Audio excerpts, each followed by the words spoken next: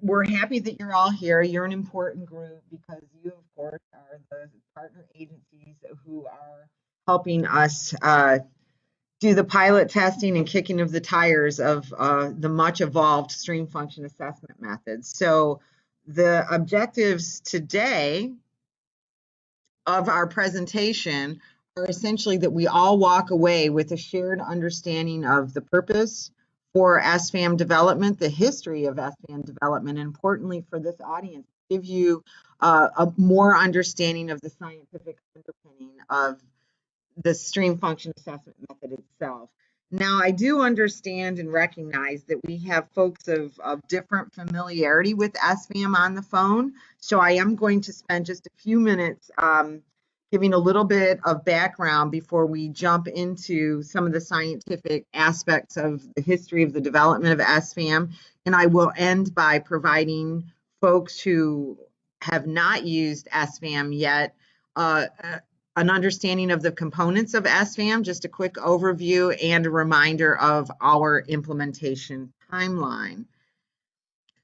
So as a little bit of background, everybody here on the phone knows what aquatic resource mitigation is. As a reminder, how it's currently handled in Oregon is that the Corps and DSL collaboratively but independently have a permit application process to protect, conserve, and provide for the best use of the aquatic resources in Oregon. And EPA's role is that we co-administer the 404 program with the Corps. As you see here, and I think you all know, there's a joint permit application process that goes to DSL and the Corps. How things are currently handled is that mitigation is acreage based currently in Oregon. We are not relying on function assessment methods. We are not consistently mitigating for stream impacts, and we are not taking a watershed based approach. And I think at least most folks on the phone are familiar that in 2008, EPA and the Corps came out with a final compensatory mitigation rule that aimed to improve the Section 404 compensatory mitigation program.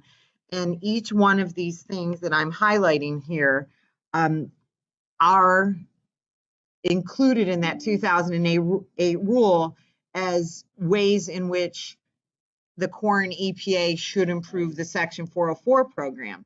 Because the Corps and DSL are working hard here in Oregon, not just to have shared goals for improving the regulatory programs, but and the outcomes that we get from mitigation, but for trying to assure that there's some streamlining between the federal and the state program. These are also objectives for Oregon under their independent statutory authority under the removal fill law. So what I'm highlighting here, very importantly, is not relying on function-based assessment methods and not consistently mitigating for stream impact became a driver for us to develop a stream function assessment method.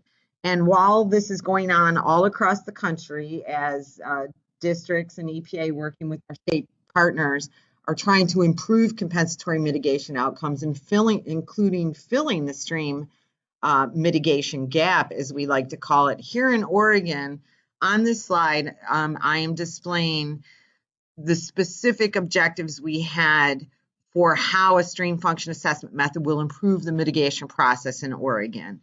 And all of these are objectives in our development of not just a stream function assessment method, but a stream mitigation framework for implementation in Oregon. In essence, it's going to allow us to have better truth in accounting, to get those improved function and value-based mitigation outcomes that were a driver for the 2008 final compensatory mitigation rule. That on the federal side and for Oregon and changes that they're making to their removal fill laws. One, these assessment methods will definitely assist in determining an ecological match for offset of impacts.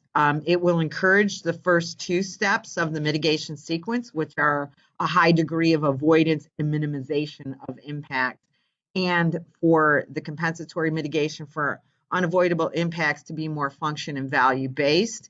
It will increase consistency in project evaluation across stream projects, which is very important to us and I think important to the regulated community. It will help inform mitigation design. It will improve performance standards and outcomes, which will be important to overall improving the environmental outcomes of the program, and it will allow us to do better tracking of function and value gains and losses because it will assist in the development of a performance effectiveness program. So with that said, we're going to jump right into what are the specific development objectives for the stream function assessment method. And as you can see here, what's been very important to us, what are we trying to make? We're trying to make something that works in the regulatory arena. So our objectives are that it be science-based and function-based, that it be rapid, repeatable, and defensible, very important in the regulatory arena, and that the method be applicable statewide, because this absolutely helps with consistency in application. So SFAM was designed and field tested to quantify both functions and values, and importantly, to reflect landscape and watershed processes. And we accomplished that in a couple different ways. And one of the things that I'd like to note here is that as we've been developing SFAM, we've definitely recognized that there are applications in the non-regulatory arena in assessment, restoration planning, and project monitoring. So those have all been important to us as we've been developing the stream function assessment method over the years.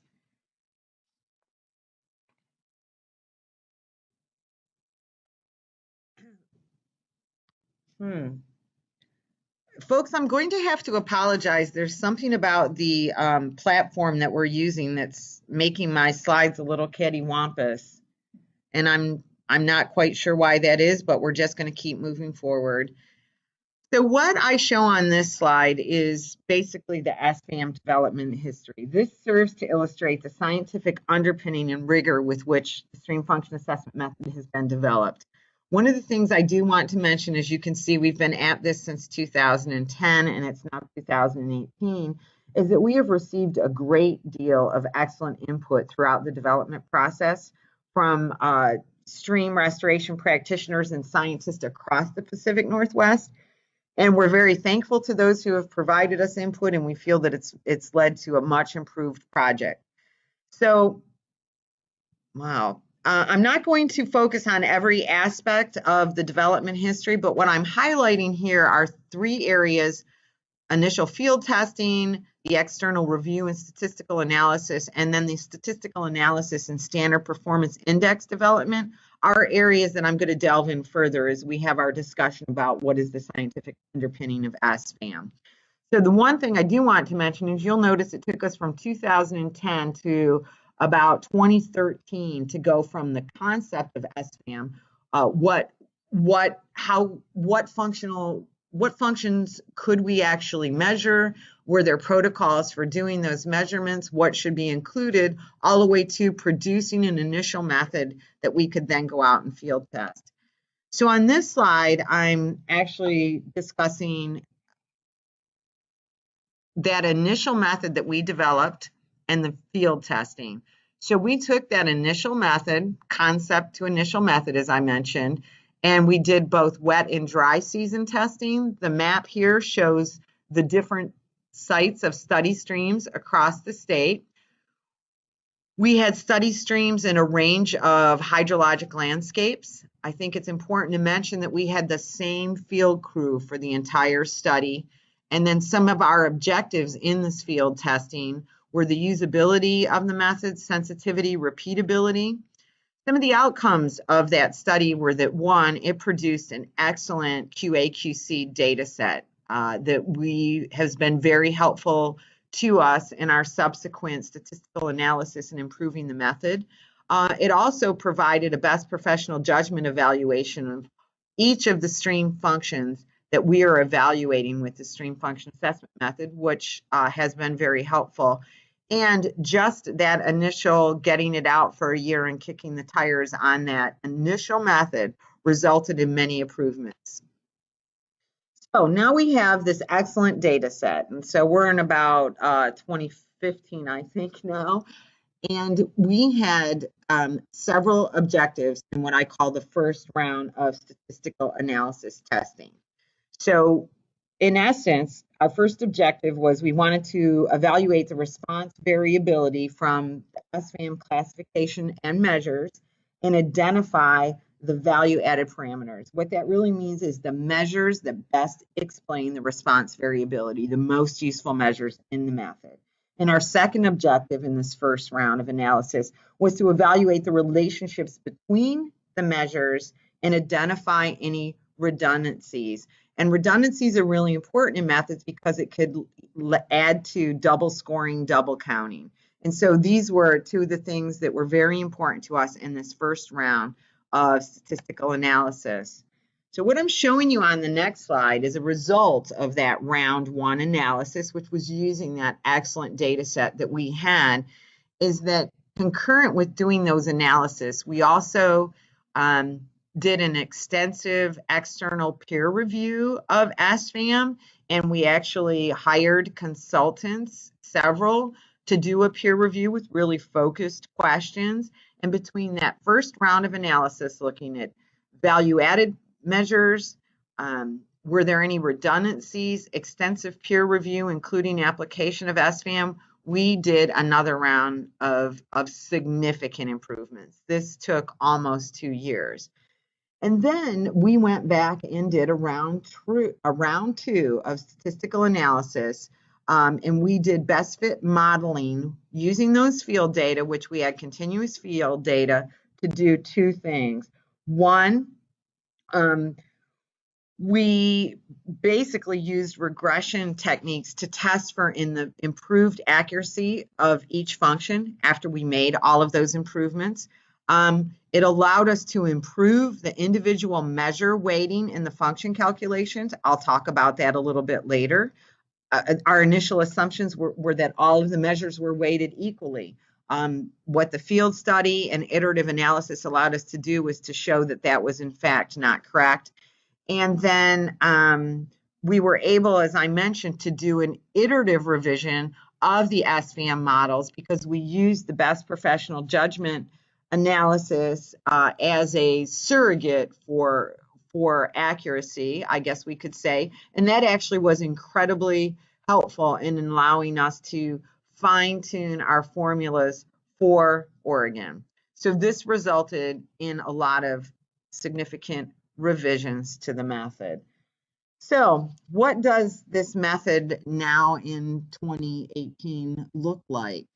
I think that it's important in understanding the scientific underpinning to know that those first 3 or 4 years we spent defining stream functions and values as they were going to be used in the stream function assessment method. So importantly, our definition of function is the processes that create and support a stream ecosystem.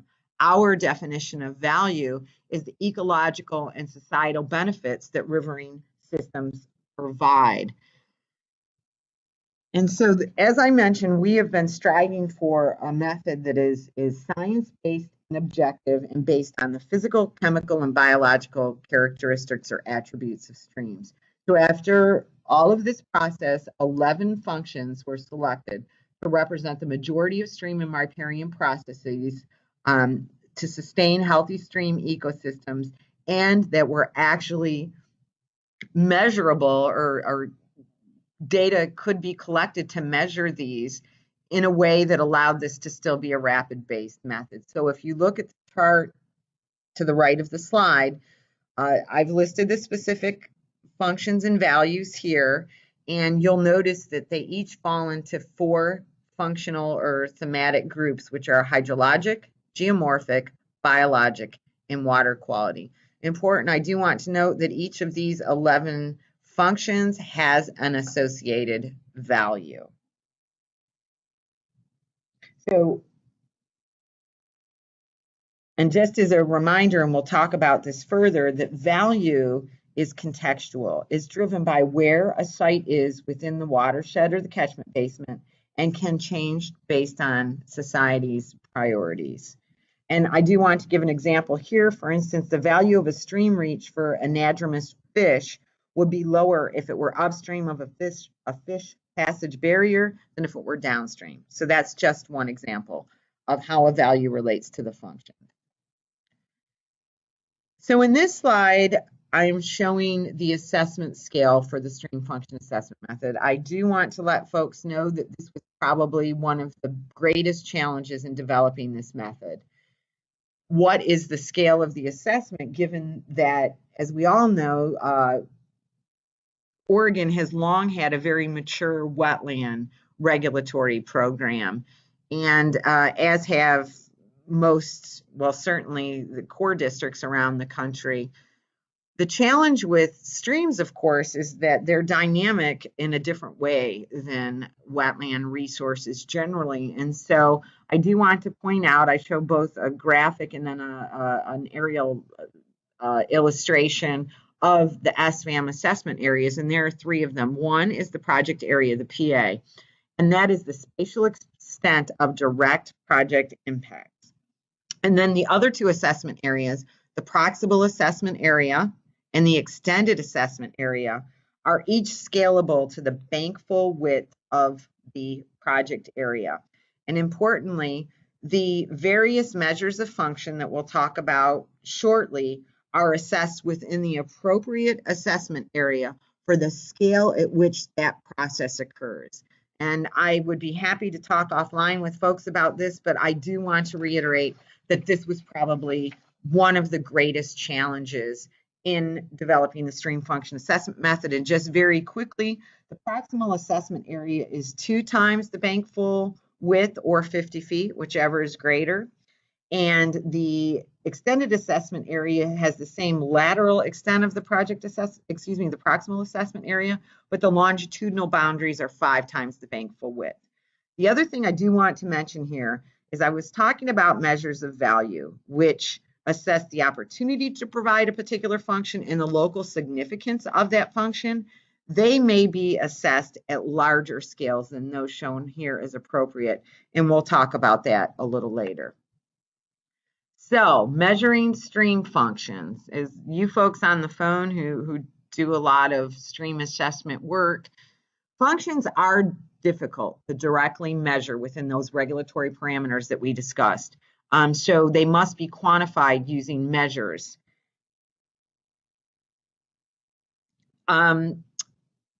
We, at the end of the day, after all of those revisions, came up with 16 measures in SFAM that evaluate specific features that are characteristic of or inherent to function, and they may indicate the extent to which a particular function is active.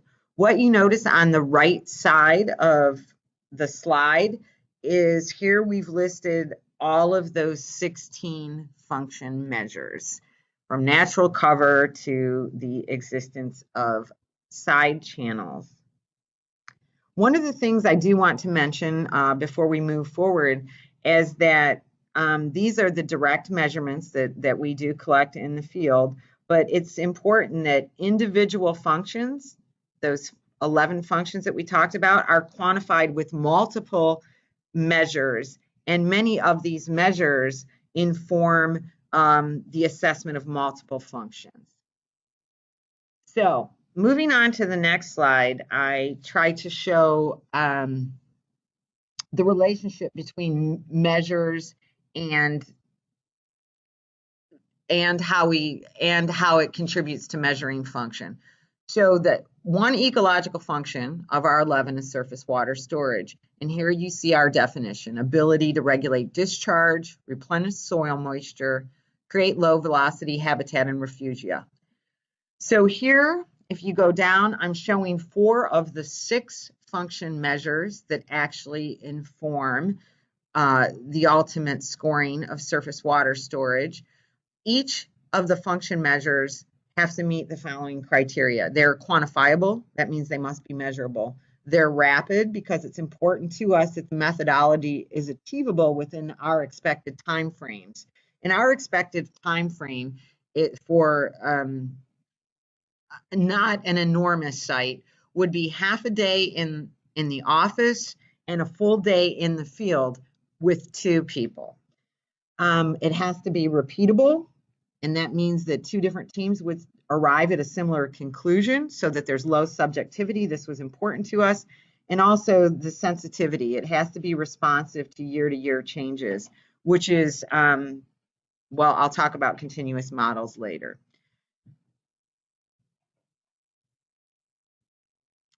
So here I show how we measuring stream values. So the values are assessed by evaluating the landscape context of a site. What's happening upstream, what's happening downstream. And just as we had 16 function measures, we have 16 value measures. And I want to reiterate that what these value measures do is they determine the opportunity to provide a particular function as well as the local significance of that function.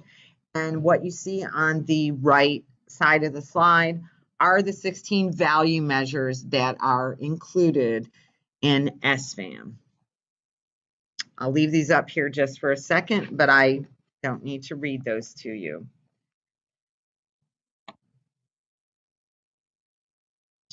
Moving on to the next slide. Moving on to the next slide, here I would like to talk about one of the other things that I mentioned when I was showing you the overview. Many things were very challenging about developing the stream function assessment method. I mentioned coming up with the assessment areas that were appropriate to the measures so that we really could be looking at functions in the scale in which they occur. Another of the greatest challenges was actually developing standard performance indices for each of those measures to translate the metrics of each of the measures, if it's a percentage, an absolute value, or a ratio, into a meaningful index value. This is critical for any method. This is how we're able to provide any ecological meaning and consistent meaning to those field values. So what you see here on this slide is basically the standard performance indices are what does the field data tell us about function, tell us about this measure. And all of our index values are on a scale of 0 to 1, as you can see here. And so that's how you translate whatever measure you take in the field to a standardized index value that gives consistent meaning. So the first thing that we did is we set this standard index scale of 0 to 1 to give ecological meaning to the scores, as I mentioned.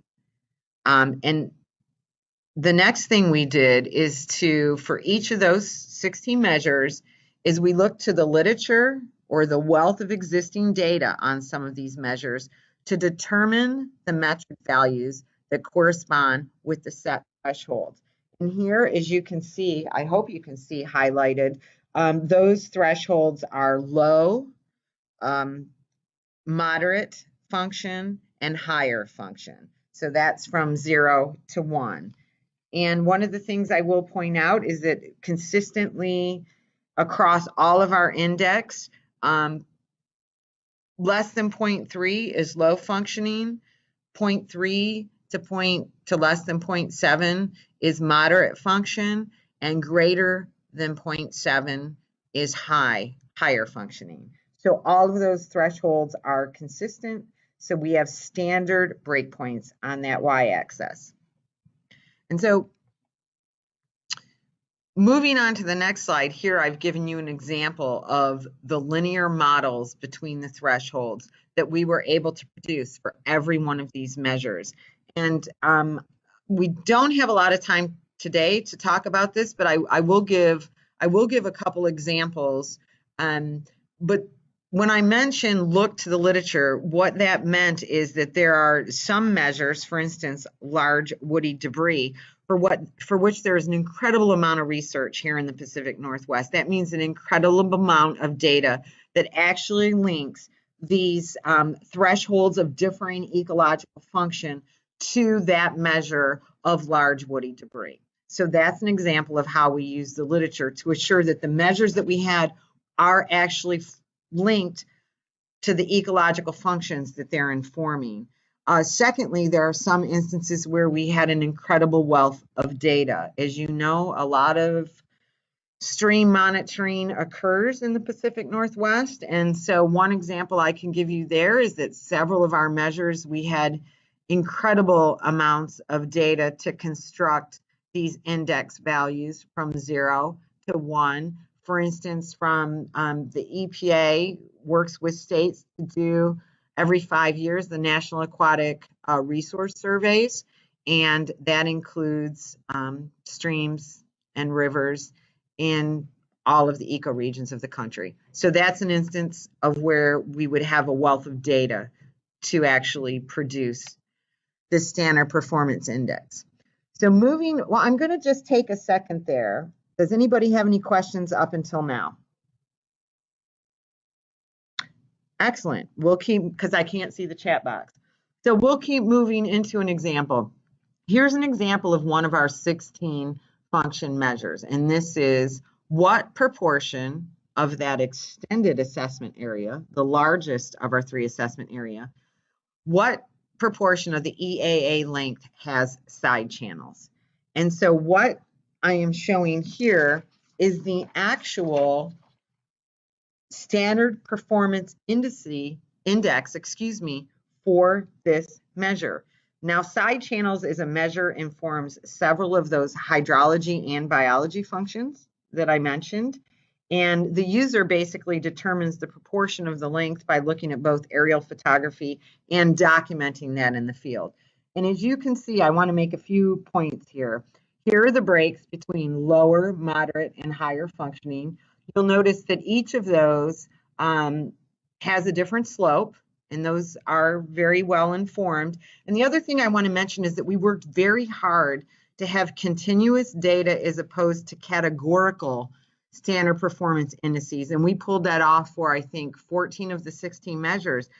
And the reason is that even if there is, say, a change, that someone still falls within the moderate category, it's still possible to give credit to show that lift using continuous indices instead of categorical indices. And I will say that that was a great challenge, but also a great leap forward as we developed these standard performance indices for each of our 16 function measures.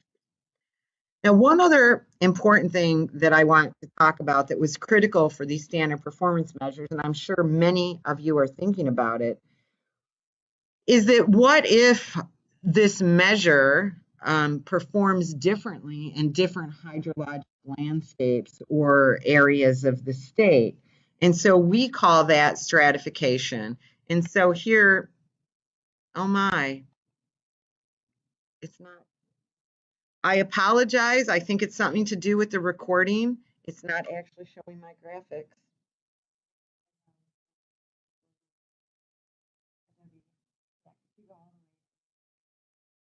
No, look, it's sticking. Folks, this is a technical snafu. I could do that afterward. You're able to see it. All right, well, I'm going to go back to the previous slide and wing it. But first, as we sit here, so large trees is one of the functional measures. What is the percent cover of large trees? So diameter at breast height that's greater than 20 inches within that PAA, the proximal assessment area. And what we discovered here in developing the standard performance indice for large trees is that robust amount of research that has been done in this area supports stratifying the expectations of large tree cover based on geographic position in the state. Now I'm going to back up to the previous slide, and hopefully I'll be able to show you what I mean. If you can envision on this, I'm showing you the side channel standard performance index here. Imagine if there were another index and one of them at the top, the first one would show that in eastern streams in Oregon, the curves are actually quite different for moderate and higher functioning than they are for large trees on the western side of the Cascade Mountains. So in fact, we have a stratified performance curve performance index for large trees, depending on whether one is doing those measurements on the eastern side of the Cascades or the western side of the Cascades. So now I'm going to talk a little bit about the structure of the formulas. Remember that I mentioned that we did an incredible amount of work to come up with formula structures. So that's how each of the measures contributes to, a functional score. And each of these measures might inform more than one function or value. And I did want to talk a little bit about that weighting so that everybody has an understanding. I do want to say that within SFAM itself, within the workbook, which we'll talk about, all of these calculations are done as the user enters data. However, all of these formulas can be are completely transparent, and so the user will be able to see how the scoring is actually produced. But one of the things that I mentioned earlier is that some of the measures are weighted more heavily than others, and that was determined through that iterative statistical analysis. The formulas for each specific function, our 11 functions and values, produce a numerical score between 0 and 10. And two of the things that I think is really important to point out in that scoring is that 0 means negligible function is being provided by the stream for that function. And 10 means the stream is providing maximum function as we've defined it for the purposes of developing SFAM.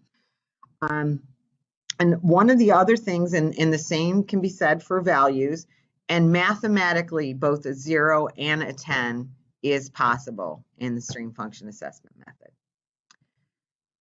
So moving on to the next slide, I thought it would be helpful because this is important to our objective of talking about. So what is the scientific underpinning of the stream function assessment method?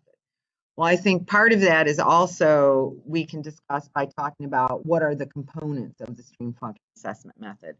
And so what I'm showing you here are the various components. And again, I know that some folks have already been out in the field with SFAM and are very familiar, but I think some folks are relatively newcomers. So SFAM has multiple components. One is the workbook. That's the actual Excel workbook that one takes out into the field and will provide all of these calculations.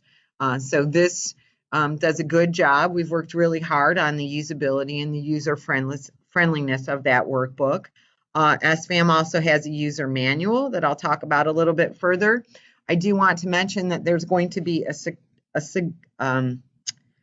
significant scientific rationale document that we decided to make separate from the user manual that will describe in great detail everything that I've just been telling you about, and will also include the development of each of those standard performance indices for all of the measures included in SFAM. And then finally, we've worked very hard over the years to develop an SFAM map viewer. Now, I know some folks here use the Oregon Rapid Wetland Assessment Protocol, which also has a web-based map viewer. Well, we have put together a web-based map viewer for the stream function assessment method. It has it's housed on this aquatic mitigation topic page, which is on Oregon Explorer, and you can see that here. And the SFAM map viewer contains the necessary data layers and produces a site-specific report, which I show you here, that provides most of the output for the measures of the values via this printable report. And one of the things that I would like to mention is we set very rigorous criteria for the data layers that are included in this SFAM map viewer. And we've also, a lot of your agencies have in fact contributed some of these data layers. And we worked really hard on the functionality of this map viewer because it does produce a report that provides several of the inputs, many of the inputs for SFAM, but it also, this is where, of course, the office component is done. And I will talk about that a little bit further. So I mentioned the user manual. Some of you have seen it already, others have not, but it definitely, we've worked hard to have step-by-step instructions for both the office and the field components. There's a wealth of diagrams and photos to explain all of the field work steps, how to collect the data for each of the measures. And we've also worked hard to include appendices with example data collection forms, kind of what we call order of operations cheat sheets to help make you even more efficient in the field, and instructions for using the map viewer, which of course makes the office component incredibly efficient. I already mentioned the scientific rationale. Oh, look, how nice. Folks, look at the lower right-hand diagram is the one that did not show on my previous slides, but here you could see the two standard performance indices for large trees and how it differs on the eastern side of the mountains versus the western to be in those moderate or higher performing categories. And as I mentioned, it's been very important to the development team that we want to make the scientific rationale available for people who want a deeper dive into the tools and how we actually, how the decisions we made were scientifically informed as we went from concept to the SFAM method that you'll be using. So just very quickly, given that we have folks with varying experience on the phone, when one conducts an SFAM assessment, there's both an office component and a field component. And what I'm showing you here is that office component has 3 steps. You create the site maps in that map viewer, which has pretty high functionality and rigorous criteria for the data layers included. You produce that SFAM report, and then that SFAM report provides input, complete the 16 value measures using that information. So that really contributes a lot to the efficiency. The field component is to lay out those assessment areas, those 3 assessment areas that we discussed. 10 of the measures, the function measures, are measured in that proximal assessment area, and 6 of the function measures are, the data is collected within the extended assessment area that we discussed. And then finally, I think the last thing that I want to mention, and Dana here, I would invite you to add anything that I might miss, is that at the end of the day, in terms of evaluating results, the outputs of SFAM are both a function score on that in that 0 to 10 that we mentioned. So each specific function is assigned a numerical score, but we've also, for those of you who are familiar with ORWAP, we've also provided each of the functions and the values with a rating. And that just helps, I think it helps conceptually for people to understand. The ratings have proven, very popular. And so that translation of the score into a rating is conceptually helpful in evaluating the outputs. And then as you could see at the bottom, each of those functions are grouped, and they're grouped into those 4 areas that we discussed: hydrologic, geomorphic, biologic, and water quality. And each of these groups are represented by the highest functioning and highest value function in each thematic category.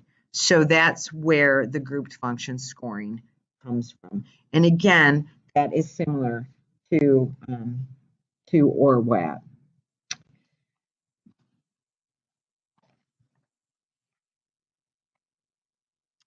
So moving on to the next slide, I just do want to give a reminder. So all of the folks on the phone, for the most part, are involved in pilot application. We're hoping to complete that pilot application this spring. We are in the midst of internal, which means agency, DSL, EPA, and the Corps, and another round of targeted external reviews on SFAM, the SFAM that you folks are testing, and we will complete those by May. We also are going to do extensive internal agency training of DSL and core staff, and we'll start that. We are beginning that this spring. We will begin and complete it this spring. We'll make some addition revisions to this method based on the input received from you folks, pilot testing, and some of those external reviewers. And we will do a public release of SFAM in June of 2018.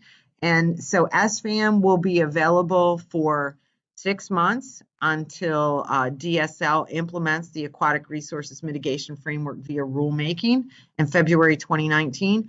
But importantly, we've been doing a lot of stakeholder outreach on the whole Aquatic Resources Mitigation Framework. And we received a lot of input from folks that they start doing their assessments, a year in advance of doing a permit application. So, and I think Dana has led a survey that you folks were probably included in, that we're proposing that SFAM will not be required for permit applications until July of 2019. So the point is that there's going to be a lot of time that SFAM is going to be available for the user community to become more familiar. And I do want to mention that, of course, you folks who are helping us with testing are going to get some private training, but we have the resources to do one external training, which we will also be doing in late June. Moving on to the last slide, I just think it's always important to acknowledge the folks who have been, essential to the development of SFAM. There, I'm going to stop